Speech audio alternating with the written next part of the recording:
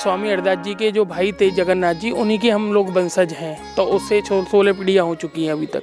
यहाँ के चमत्कार तो वैसे अद्भुत हैं। यहाँ पे एक एक कण में देखोगे, एक एक लता पताओं में देखोगे, लता पता की एक एक पत्ती में देखोगे तो उसमें कृष्ण और राधा के स्वरूप दिखता है।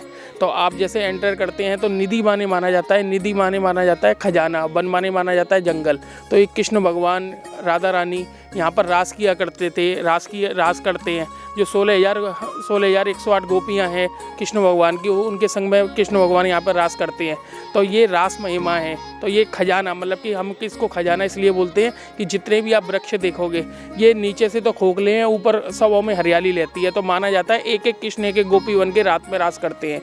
जो आप इनके वृक्षों की देखोगे, वृक्षों में से नीचे से एक जड़ निकलती है, ऊपर जाते आते दो हो जाती है। तो ये माना जाता है कि एक एक कृष्ण एक एक गोपी बन के रात में इधर रास करते हैं। जो पहले दर्शन है वहाँ से स्वयं बांके बिहारी जी को प्रकट किया था स्वामी हरदास जी ने।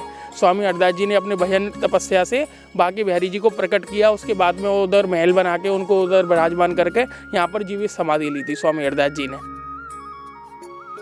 जो दूसरे दर्शन हैं वो कृष्ण श्रृंगार घर रंग महल के दर्शन है, प्रिया पीतर रम रहे हैं, जहाँ पे आज भी भगवान आते हैं, राधा रानी का अपने हाथों से श्रृंगार करते हैं। जो 16 श्रृंगार मनोकामना के लिए लोग बाग जो भक्त लोग आते हैं पूरे दिन वहाँ पर चढ़ाते हैं, वही श्रृंगार है क्या है वो राधा रानी का करते हैं। उसके बाद में मन में रासलीला करते हैं। जो लड्डू होता है ठाकुर जी प्रसादी के लिए, लड्डू पान दातुन रखा जाता है। तो सुबह आके देखते हैं लड्डू खाया हुआ मिलता है, पान चबा हुआ मिलता है, लोटे में जल नहीं मिलता है। तो उससे पता चलता है कि कृष्ण भगवान और बांके बिहारी जी ने उधर भोग लगाया है। जो चौथे दर्शन जो आप करते हैं वो रासमंडल के हैं। पांचवें जो दर्शन हैं जो आप करते हैं वो बंसी चोर राधा रानी है। जैसे हमको पता है कि हमने जैसे देखा है पढ़ा है, तो जैसे राधा रानी को परेशान करते थे, गोपियों को परेशान करते थे कृष्ण भगवान, क्षीर हरण किया वो किया।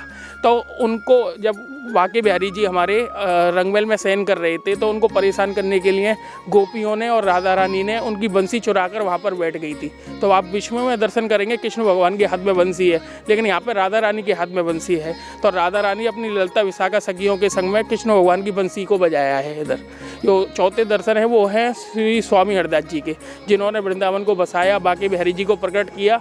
उन्होंने यहाँ पर जीवित समाधि ली थी। पहले तो यहाँ पे कमेटी की तरफ से पहले चेकिंग होती है, उसके बाद में यहाँ पे वन में ताला लगाया जाता है।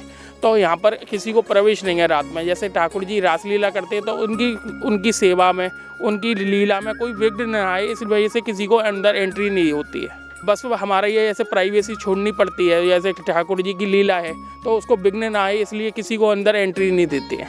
हाँ, आपको पता है कि तरह तरह के लोग हैं, कुछ भी बातें बना देते हैं, कोई मर जाता है, कोई वो बढ़ जाता है। ये ठाकुर जी की नगरी है। ये जो गोस्वामी हैं, जैसे हम लोग थे, हमारे बाबा थे, हमारे बाबा के पर बाबा थे, जिन्होंने यहाँ पर सेवा करी। उसके बाद में वो निकुंजवास हो गया। हरदास जी की जो जीवित समाधि है उसके बगल में जगन्नाथ जी और विट्ठल विपुल जी की है, उनके भतीजे की। और जो समाधियाँ हैं वो यहाँ पर सेवा कर गए, जैसे हमारे बाबा थे, पर बाबा थे, उनकी समाधियाँ हैं।